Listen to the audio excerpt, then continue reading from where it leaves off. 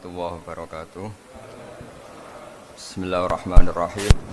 Allahumma sholli wa sallim wa barik ala sayyidina Muhammadin wa ala alihi wa sahbihi asma'in, nama ba'du. Yang sangat kita hormati bersama Direktur RSUD Rembang, Bapak Dr. Agus. Tadi juga beberapa dokter spesialis, karyawan dan semuanya. Sebelumnya saya juga mengucapkan terima kasih atas pelayanan ibu kami. Beliau gerak di sini sampai 22 hari, bulan Syakban, sampai wafat juga di sini. Dan kami sebagai keluarga sangat terima kasih atas semua pelayanan dan pengabdian tenaga medis di sini.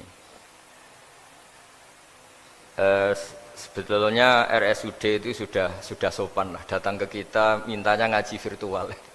Gara-gara sopan tuh saya kok jadi ingin sopan juga. Akhirnya saya yang datang ke sini. Biasanya yang lembaga-lembaga besar itu agak-agak enggak sopan itu, ngatur-ngatur orang. Ini kok baik gitu. Padahal BPK ngajinya di saya, lembaga negara. Kemenku pernah ngaji di saya virtual, tapi RSUD kok kayak kasihan jadi saya. Terus iya, jadi hakul jar kira-kira itu karena tetangga itu. Tapi niat saya ya tidak baik-baik banget, sambil jalan-jalan kok dekat jadi.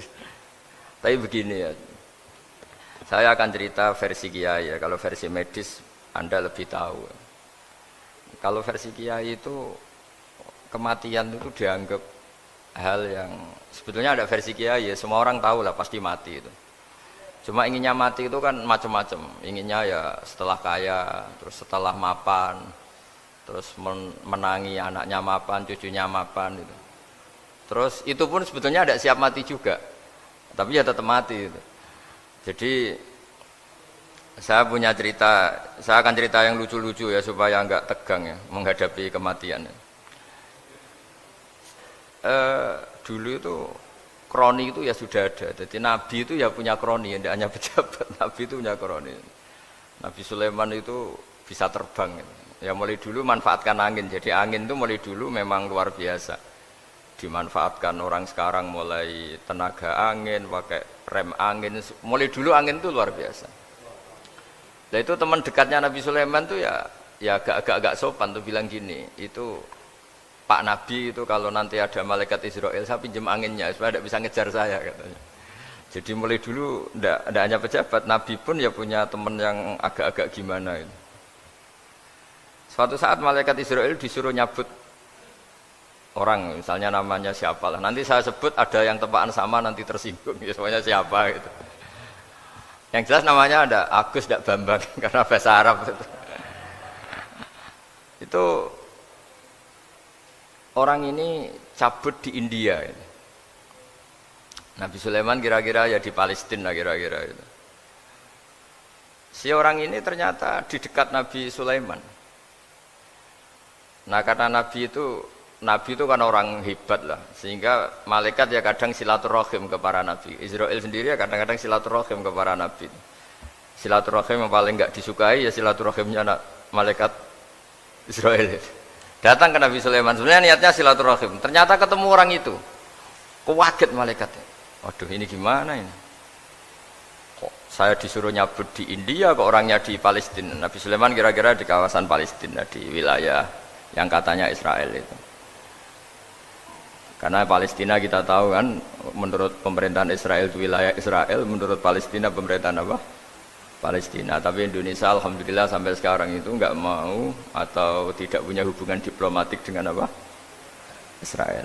Sehingga kita harus mengistilahkan Palestina untuk warga Indonesia. Kaget malaikat ini, katanya disuruh nyabut di India kok ada di sini. Nah si kroni ini, si orang yang itu melihat malaikat Israel, entah kenapa kok dia bisa melihat itu, mungkin punya kekuatan tertentu karena dekat Nabi. Kaget dia, malaikat melihat dia karena janggal ya, disuruh nyabut di India ke orangnya di Palestina. Si orang ini melihat malaikat juga takut, malaikat itu punya hawa yang luar biasa. Akhirnya bilang ke Nabi Sulaiman, ya Nabi Allah tolong pinjemin saya angin untuk saat ini juga saya bisa terbang ke India. Dipinjemin sama Nabi Sulaiman. Akhirnya orang itu sampai ke India. Dikira angin itu sudah segala-galanya sampai India. Terus malaikat senyum, seneng dia. Wah ini sesuai protokol karena andai kan orang itu tetap di situ, malah malaikat gak berani ngambil karena prosedurnya harus ngambil di India. Jadi andai kan dia tetap diam di situ, sebenarnya malah gak masalah karena gak sesuai apa panduannya harus karena dia terbang di India, malaikat itu nyusul ya terus diambil karena sesuai apa? Ya sesuai perintah harus memang diambil di India. Nah, kemudian saya akan memang dipesenin untuk memperkuat apa ya, nakes, teman-teman semuanya lah pasien. Tapi saya cerita dimulai dari yang seperti ini saya sengaja karena memang ya hidup itu seperti inilah. Pasti kita semua akan mengalami kematian. Cuma inginnya kita ya hidup itu ya sehat. Ya, terus kalau mati itu ya tidak punya utang karena berat nanti utang. Saya tidak tahu fikihnya itu. Kalau utang pribadi itu hisabnya berat, kalau utangnya lembaga itu gimana itu? Dihitung salahnya direkturnya, apa dihitung salah karyawan yang minta naik apa? Gaji. Saya tidak tahu kayak utangnya Indonesia itu yang disalahkan itu menterinya apa presidennya, apa yang selalu mengajukan gaji 13. Tidak tahu itu, karena di kitab tidak dibicarakan, yang dibicarakan utang-utang apa? Pribadi ya, kalau yang utang-utang lembaga negara itu nanti tak tanyakan malaikat auditornya ini gimana cara apa itu yang disalahkan menterinya apa presidennya apa direkturnya apa pengajuan proposal itu. Nah singkat cerita itu kalau ngadepin kematian atau sebenarnya yang ngadepi kehidupan juga kita ini inna sholati wa nusuki wa mahyaya wa mamati lillahi rabbil alamin. Saya bicara ilmunya kiai. Misalnya si A itu sebenarnya sudah ditulis dia mati karena kecelakaan. Yang satu ditulis mati karena sepuh, karena tua. Itu. Yang satu mati karena tersedak, yang satu mati karena ngelindur. Mungkin yang satu mati karena tenggelam. Sehingga sebetulnya andaikan kita melihat Loh Mahfud, kita ini ya naif. Saya berkali-kali ngaji bilang, kadang kita ini takutnya sampai angking takutnya dari motor ngelamun. Gara-gara ngelamun gitu. Andaikan malaikat tuh kok suka bully, tawain gitu. Kamu catatannya kecelakaan kok yang kamu takuti apa? Covid. Yang sejarah misalnya kita pernah hidup menanamkan kebencian sesama itu terus ke bawah. Anak cucu kita dikandani jogeman cocok wong iku musuhe bapakmu, mbahmu itu. Sehingga anak cucu itu dendamnya diwariskan. Wong dendam kok dia apa? Wariskan.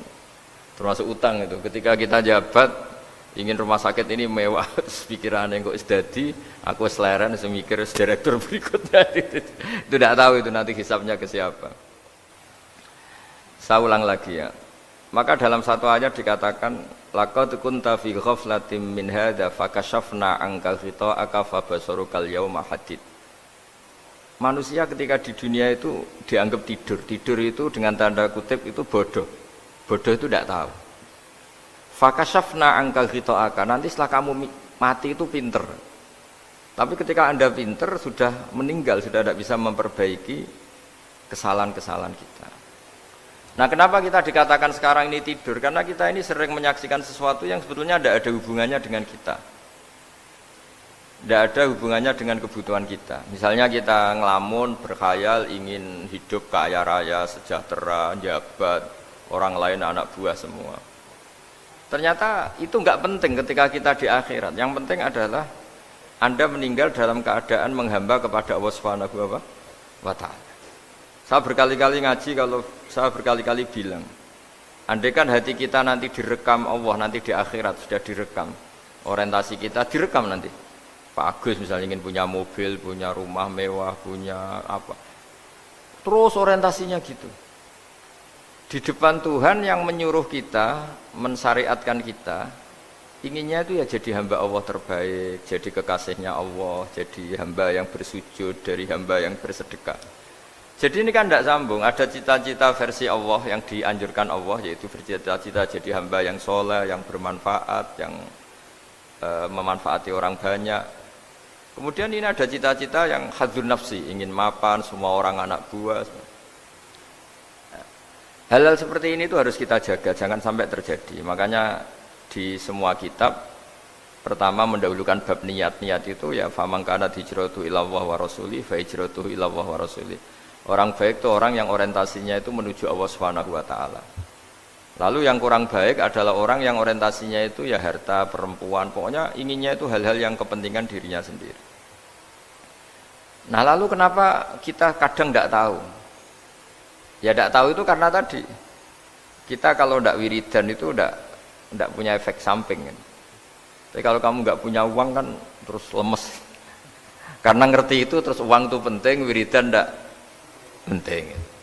Nah dari kesimpulan itu sebenarnya kita menjadi bodoh. Karena menjadi bodoh ketika Anda meninggal ternyata uang ini nggak penting, wiridan ini penting. Tapi tahu kita terlambat setelah kita meninggal. Nah di sini saya ingin mengingatkan apapun kondisi kita yang jelas itu ingat selalu kepada Allah Subhanahu wa taala. Caranya ingat gimana? Kata Nabi, kamu bayangkan musibah yang lebih ekstrim, kamu akan tahu yang kamu alami itu ahwanu wa aisar, yang kamu alami itu ringan sekali. Ringan seringan-ringannya. Saya beri contoh ya, kalau Anda belajar, kalau dalam bahasa pondok itu falak, mungkin kalau bahasa umum itu apalah, ilmu apa. Misalnya orang ahli meteor, ahli apalah, ahli perbintangan. Ketakutannya pasti benda langit ini jatuh kemudian menimpa bumi. Nanti kalau Anda ahli geologi itu takutnya bumi ini likuifaksi karena sumber daya alamnya sudah begitu dikeruk, dimanfaatkan. Nanti yang ahli teroris atau yang ahli ekstremis itu takutnya itu ada teroris. Yang ahli sosiologi takutnya Indonesia itu chaos. Kalau chaos ya saling bunuh, saling apa. Jadi semuanya ini ketakutan ini semuanya mengarah terhadap kematian. Kecelakaan lalu lintas ya menjadikan orang mati. Likuifaksi kayak kemarin di Sulawesi ya iya, gunung meletus, gempa, tsunami. Nah, ketakutan yang menjadikan kematian sebenarnya banyak. Kalau baru tsunami aja ya orang takutnya ke tsunami. Nanti kalau ada kematian gempa ya takutnya gempa. Kalau temanya Covid ya takutnya Covid. Terus kalau ada tetangga mati karena ngelindur ya baru gue nak turu hati-hati kok nak mati ngelindur. Jadi nah masalahnya kan kita tidak tahu, nggak tahunya itu. Ya tadi takutnya Covid ternyata catatannya itu mati kecelakaan, takutnya kecelakaan ternyata matinya itu ngelindur. Kan kita tidak pernah tahu. Dari tidak pernah tahu itu kemudian agama datang dengan anjuran sudahlah kamu tawakal bahwa semua urusan kamu di tangan Allah Subhanahu wa taala. Inna sholati wa nusuki wa mahyaya wa mamati lillahi rabbil alamin la syarikalah. Yes, ibadah kita, salat kita, hidup kita, mati kita semua di tangan Allah Subhanahu wa taala. Sehingga dengan berpikir begini ini melihat Covid itu ya kayak melihat potensi kematian yang lain kayak karena gempa, likuifaksi, kecelakaan, karena ngelindur, karena macam-macam. Kenapa saya membuat atau menyarankan ya supaya orang berpikir demikian, supaya bersyukur bahwa kita ini dihimpit, disekelilingi penyebab kematian tadi. Kalau kita ahli meteorologi mungkin takutnya itu asteroid jatuh, terus kemudian meteor jatuh yang nggak habis digesek oleh sistem alam, terus macam-macam. Yang ahli gempa juga takutnya gempa, yang ahli tsunami takutnya tsunami, yang ahli sosial takutnya Indonesia chaos, kemudian saling apa? Bunuh, saling apa dan sebagainya dan sebagainya. Nah dengan keadaan seperti ini kita ini baik sekali. Bukan sekedar baik, baik sekali. Kita tidak mengalami chaos sosial, kita tidak mengalami likuifaksi, kita tidak mengalami benturan benda langit di bumi kita. Karena itu sekali terjadi, bukan 1-2 lagi, tapi habis seluruh Indonesia, mungkin seluruh dunia.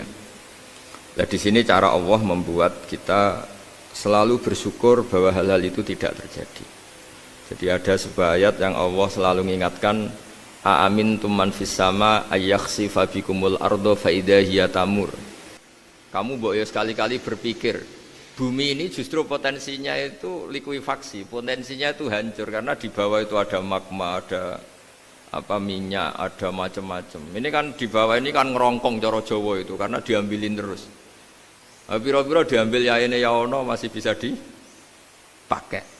Belum sistem bumi sendiri wafil arti kita mutajawirat, bumi sendiri itu berupa lempengan-lempengan. Setiap saat itu potensinya geser, sekali geser ya jadi gempa itu. Terus belum benda langit yang potensinya juga jatuh, sekali jatuh ya habis kita. Jadi yang kita ini dikepung sekian potensi yang bisa menghancurkan kita. Tapi nyatanya mulai Nabi Adam sampai sekarang itu ada kehidupan, ada khayal. Sing Joko ya kepengen payu rabi, mungkin sing wis payu rabi ya mbah kepengen mbah raro. Macam-macam lah. Tapi yang jelas itu wong dikepung kematian kok ya khayalnya masih tinggi gitu. Lah enggak pernah ngayal ya orang yang utang ditagih itu, gak kober ngayal. Soalnya wedine tanggal kredit itu. Tapi ini saya cerita supaya orang Indonesia itu ngerti lah bahwa yang ngepung kita itu tidak hanya Covid.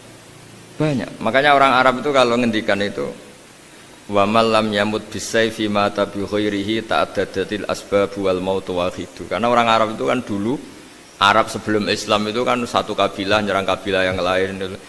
Wah itu kan harus butuh orang-orang tangguh karena dulu sistem rezekinya kayak sistem Indonesia dulu lah. Kerajaan ini nyerang ini supaya satu kerajaan punya eksistensi harus mengalahkan kerajaan yang lain. Bahkan cerita-cerita itu sama lah di Indonesia di mana-mana. Nah itu pemuda-pemuda yang gagah berani itu karena punya pegangan tadi.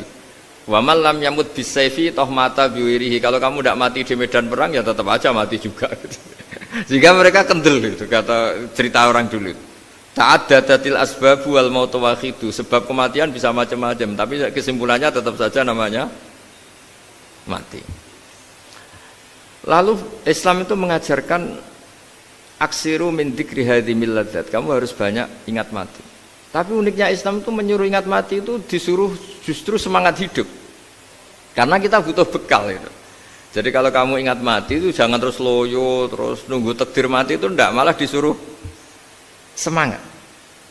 Nah, tenaga medis semangat mengobati pasien, yang pasien juga semangat apa? Mensupport dirinya supaya punya keberanian hidup. Orang Jawa nunggoni anak, nunggoni putu. Kalau saya sebagai kiai ya nunggoni santri, nunggoni umat. Jadi ingat mati itu justru dengan cara mencintai hidup. Karena hidup ini adalah bekal kita untuk sanggup ketemu Allah Subhanahu wa taala. Kadang-kadang bekal itu mudah sekali. Ada orang nakal gara-gara minumin anjing yang baru haus, sama Allah dimaafkan. Ada orang yang pulang dari tempat kerjanya, ada duri di tengah jalan, disikirkan takut kena orang, diampuni Allah, akhirnya menjadi ahli apa? Surga. Ada orang yang kerja untuk orang tuanya, kemudian orang tuanya dicukupin menjadi ahli surga. Bahkan ada ahli surga itu ceritanya itu, tapi ini jangan dicoba. Ada orang sudah jelas niat nyun sewu niat zina, sudah tinggal itu terus mikir dia, saat itu takut Allah gak jadi, barokahnya gak jadi langsung dia jadi ahli surga. Sarannya gak jadi loh ya. Tapi ya tidak usah dicoba. Itu kalau keterusan masalah. Jadi Islam itu menganjurkan ingat mati, tapi justru dengan cara mencintai kehidupan. Karena yang jadi referensi Allah nanti di akhirat adalah perilaku kita, amal kita zaman apa? Hidup. Jadi disuruh ingat mati, tapi justru dengan cara sangat mencintai apa? Kehidupan. Lalu yang dinamakan kehidupan itu apa? Ya kita-kita ini. Ada yang mengkhidmati agama, mengkhidmati orang sakit, mengkhidmati itu ya berbakti, membantu. Ada yang nata lalu lintas, ada yang nata keamanan kayak Pak Polisi, ada yang nata keuangan kayak Kemenku, macam-macam. Semuanya harus kita cintai, profesi-profesi yang oleh Islam dianjurkan untuk kita nekuni itu. Jadi saya mohon lewat cerita ini orang itu tidak fokus takut Covid. Kasihan Covid kan jadi tersangka pembunuh sini. Padahal di kampung-kampung orang lugu-lugu yang saking nggak ngertinya itu kalau dikasih sumbangan itu katanya itu salam neng Covid matur nuwun. Itu ribet kan orang lugu-lugu itu. Dikira Covid itu satu makhluk atau manusia yang apa? Nyumbang itu. Jadi saya mohon semohon-mohonnya, minta seminta-mintanya sampean harus ngitung nikmat lah. Dengan sistem meteor seperti itu di langit tidak jatuh ke kita, sistem bumi yang sudah ngerongkong gini tidak likuifaksi, terus di dunia ini banyak kimia, banyak racun, itu kalau misalnya meledak kemudian dibawa angin mungkin matinya lebih massal. Ternyata semua itu tidak terjadi. Artinya nikmat yang sekarang kita dapatkan, kita nikmati sekarang itu jauh lebih besar ketimbang ketakutan kita. Nah, ini Islam selalu menganjurkan fadzkuru ala Allah la'allakum tuflihun. Selalu ingat sisi-sisi nikmatnya Allah. Kamu jangan hanya sisi wah kita dikepung Covid, kita punya istri judes, punya anak enggak nurut, punya atasan sadis, punya anak buah enggak loyal. Kalau gitu terus ya kamu enggak berani hidup. Yang diingat masalah terus. Itu salah, hidup seperti itu salah menurut Islam. Yang Islam menganjurkan fadzkuru ala Allah, kamu ingat sisi-sisi nikmatnya Allah, bukan sisi-sisi kita hidup itu diuji. Saya punya sekian cerita ulama-ulama yang unik, yang punya nasihat itu. Jadi ada orang kaya raya dulu temannya banyak, anak buahnya banyak. Suatu saat dia miskin terus gak ada yang berkunjung. Terus dia ngeluh, curhat ke ulama itu. Ketika saya kaya yang berkunjung banyak, ketika saya miskin kok nggak ada yang berkunjung, kurang ajar betul teman-teman saya. Terus kata kiai itu lucu kalau yang ada nih, ya bagus gitu dong ketika anda miskin sudah ada yang berkunjung. Loh kok bisa? Ya misalnya kamu sekarang jadi buruhnya orang, pas disuruh-suruh dibentak-bentak, terus teman kamu udah datang, malah kamu jadi tontonan toh. Mendingan nggak udah datang, jadi kamu ketika buruh orang nggak malu karena teman-teman kamu sudah tidak datang.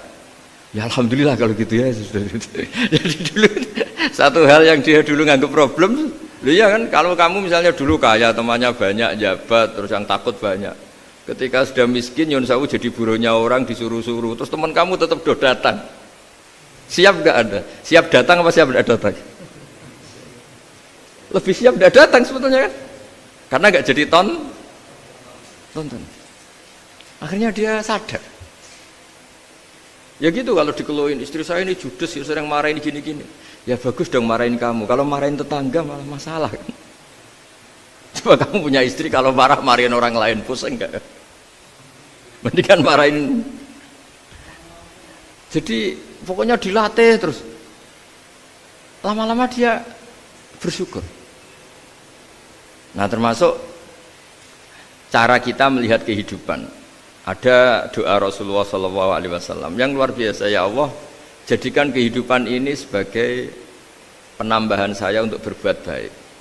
Wal mauta rohatan li min kulli syarrin, kalau saya engkau takdir mati ya anggap mawon ini mati itu berakhirnya semua potensi keburukan saya. Orang itu kan potensinya dua, buruk betul atau potensi buruk. Mungkin sekarang kita tidak korupsi, tapi saja suatu saat kita korupsi. Mungkin sekarang kita tidak salah, suatu saat potensi salah. Dan mati itu mengakhiri itu semua. Makanya saya berkali-kali cerita kalau ngaji, kalau orang-orang alim NU itu kalau ada bajingan mati tetap dia seksain ini baik dia. Itu tetangganya nggak mau semua. Wong bajingan darani baik. Tapi kiainya ngotot harus disaksikan kalau ini baik. Akhirnya mereka bilang ya baik-baik. Padahal di hati kiainya sudah tidak bisa garong lagi, tidak bajing lagi. Ya baiklah gitu. Jadi sehingga orang-orang soleh itu melihat hidup itu ya biasa, melihat mati itu biasa, karena hidup adalah sarana kita menambah kebaikan dan mati adalah akhir dari segala keburukan kita atau potensi keburukan kita. Jadi Islam itu mengajarkan kita gimana menghadapi kehidupan, juga gimana menghadapi apa? Kematian. Jadi saya ulang lagi itu ajaran-ajaran Islam yang luar biasa. Jadi ij'alil hayata ziyadatan li fi kulli khairin wal mauta rohatan li min kulli syarrin. Jadi hidup menambah kebaikan, kalau kita mati anggap saja mengakhiri semua buruk kita kalau kita sedang buruk atau potensi keburukan kita. Saya cerita ringan tapi supaya diingat-ingat. Jadi kalau kita yang nekuni, saya tadi kan sudah bilang, kita kiai yang nekuni ilmu itu ya tadi kita agak fokus bicara Covid. Inna Allaha yumsikus samawati wal ardo an tazula wala in zalata in amsakahuma min ahadim min ba'dih. Kalau kamu ahli meteorologi kan melihat ini jatuh jumlahnya besarnya sekian. Ini kalau digesek oleh atmosfer paling masih sekian, kayak kemarin Januari kan hujan meteor yang sering kena Lampung kemarin. Terus di mana-mana mesti takut kamu itu. Kalau kamu ahli gempa takutnya itu ya pergeseran lempengan bumi. Kalau kamu ahli tsunami ya takutnya tsunami. Kalau ahli sosiologi ya takutnya chaos sosial, ya sama kamu medis ya takutnya penyakit yang menular, penyakit seperti ini. Oke, kita sekarang fokus menghadapi Covid dan kita selalu berharap supaya Indonesia terbebas dari apa? Covid dan musibah-musibah yang lain. Ya tadi apa gunanya terbebas dari Covid tapi chaos sosial kayak apa terus kita, sehingga Islam selalu mengajarkan harus disyukuri lah bahwa kita sekarang alhamdulillah kita hidup harmonis. Kita kata Mbah Mun Bhinneka Tunggal Ika itu dingendikakno terus yang terakhir masalah air. Air itu sumber kehidupan. Di antara Allah mengingatkan kita adalah kul ara'aitum in asbaha ma'ukum ghoron famay ya'tikum bima immain. Bumi ini kan bawahnya ada magma, terus ada air. Normalnya air itu enggak ada. Secara teori itu normalnya air itu enggak ada karena bumi itu kan kalau ada air kan meresap. Sudah meresap, bawahnya itu ada minyak, ada magma, harusnya air itu tersedot habis. Tapi orang saking angkuhnya, saking cueknya, ngira air itu malah potensinya itu abadi. Sebetulnya kalau menurut teori alam, air itu gampang hilang kan, diletakkan di bumi ya bumi itu meresap. Nanti bawahnya itu ada minyak, ada sebagian ada magma, ada macam-macam lah. Jadi potensi air itu harusnya nggak ada malah kalau melihat sistem itu. Tapi karena Allah saking rahmannya, air ini dijaga sedemikian rupa tetap ada. Kalau melihat sistemnya kan normalnya malah gak ada. Makanya Allah selalu mengingatkan in asbaha ma'ukum ghoron. Suatu saat air yang kamu pakai yang jadi sumber kehidupan itu bisa saja tahu-tahu hilang. Mungkin tersedot oleh panas bumi atau corong Jawa niku nyeresep entek atau gimana lah cara Allah menghilangkan. Famay ya'tikum bima immain. Lalu siapa yang bisa mendatangkan air itu lagi? Ini kata para hafid, ini yang kata guru-guru ya termasuk yang dikatakan Pak Mukhtar ini, nanti orang harus menghentikan menjawab Allahu Rabbul Alamin, hanya Allah sendiri yang bisa mengatur air ini selalu ada. Itu Pak, kalau kamu pikir kan air kamu sokkan di bumi kan mesti langsung hilang, meresap ke bumi. Bumi ada bawahnya lagi, ada bawahnya lagi, dan mungkin bukan yang paling bawah mungkin tomak, harusnya itu nggak ada. Tapi Allah saking sayangnya mengatur sistem air itu ada dan tersedia. Tapi ketika orang terlalu cuek dan angkuh sampai lupa syukur tersedianya apa? Air itu Allah mengingatkan, disuruh bayangkan, kul ara'aitum, coba bayangkan kalau in asbaha ma'ukum ghoron. Tadi kan ada khataman ya, saya ikut, terima kasih. Bayangkan kalau air suatu saat itu ghoron menjadi hilang. Fama ya'tikum bima immain. Jadi saya tidak bisa spesifik memberi nasihat tentang Covid karena ya tadi yang bisa bunuh kita ini banyak ya, tsunami ya bisa bunuh, gempa bisa bunuh, likuifaksi bisa bunuh, jatuhnya benda lain kita bisa bunuh, takut tanggal utang kaget ya bisa bunuh macam-macam, semacam-macam lah, ngelindur ya. Kemarin mudik aja yang sebelum tertata rapi aja, mudik aja berapa kemarin kalau ada apa mudik lebaran yang tahun berapa, 3 tahun yang lalu apa 4 tahun yang lalu dulu. Jadi saya mohon, ketakutan kita adalah yang hakikat adalah takut jadi hamba yang tidak baik. Itu yang harus jadi ketakutan sejati.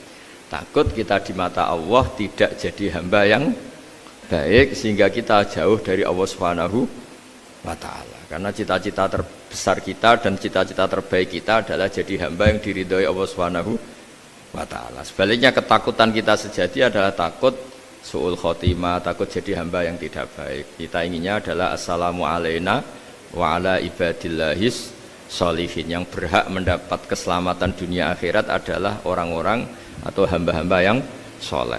Ya tadi untuk menjadi soleh itu gampang di Islam itu. Tenaga medis nolong pasien ya ibadah, pasien husnudzon sama dokter ya ibadah, mengelola hidup, ingin hidup ya ibadah, anak ngurus istri ngurus, pokoknya anak yang ngurus keluarganya juga ibadah. Semuanya itu di Islam itu asal tidak maksiat itu dianggap apa? Ibadah. Dan untuk orang menjadi kekasihnya Allah kayak tadi, ada orang yang karena ngerawat hewan dijadikan walinya Allah, menghilangkan apa duri atau pengganggu di jalan jadi kekasih Allah. Itu cerita-cerita itu semuanya ringan. Bahkan tadi ada yang cerita sekedar ingin maksiat dan tidak jadi. Dalam Islam itu kan gitu, orang yang merencanakan maksiat kemudian tidak jadi, itu ditulis pahala. Jadi gampang sekali untuk menjadi orang soleh dalam Islam. Kalau tidak bisa itu semua, kata Nabi, takufus syarroka anin nas fa innaha shadaqatun minka ala nafsik. Kalau tidak bisa berbuat baik sama orang lain, yang penting tidak mengganggu orang lain. Terus kan enak seturu ning omah ngelamun bengak-bengok dhewe aja banter-banter tapi. Nak bengok-bengok banter-banter kan ganggu tangga. Itu asal tidak ganggu orang lain, takufus syarroka anin nas. Kamu jangan sampai efek buruk kamu berakibat pada orang lain. Itu juga fa innaha shadaqatun minka ala nafsik. Itu ya bagian dari sedekah kamu. Taruh saja misalnya kalau secara ilmu medis, misalnya kita ini kok dinyatakan positif COVID, secara ilmu medis nggak boleh ketemu orang lain, terus kamu diisolasi. Kamu niatin ketika diisolasi itu tidak menularkan bahaya kepada orang lain. Itu juga ibadah. Jadi ibadah itu gampang sekali, mudah sekali. Karena agama ini yuridu wa bikumul yusra wala yuridu bikumul usra. Agama ini mudah bukan sulit. Ya, mohon maaf tadi saya nggak bisa datang yang jam 11 karena saya tadi malam hormat di Jogja, acara 7 harinya Kiai Tabik, tadi pagi baru datang. Tapi saya mohon pokoknya yang seneng ya, hidup itu yang seneng, diberi kesempatan hidup sampai sekarang itu yang seneng. Jangan karena teman kamu meninggal terus akan-akan ini teman saya meninggal, paling saya besok. Kok kamu tahu? Nyatanya besok hidup lagi, besoknya ya hidup lagi, sampai sekarang ya masih hidup. Sudahlah, mensyukuri yang ada. Jadi sudah saya mohon, syukur itu penting. La in syakartum lazidanakum. Justru dengan kita syukur itu insyaallah segalanya akan tambah baik, tambah napa? Baik. Nggih, matur nuwun, ngapunten ingkang kathah. Assalamualaikum warahmatullahi wabarakatuh.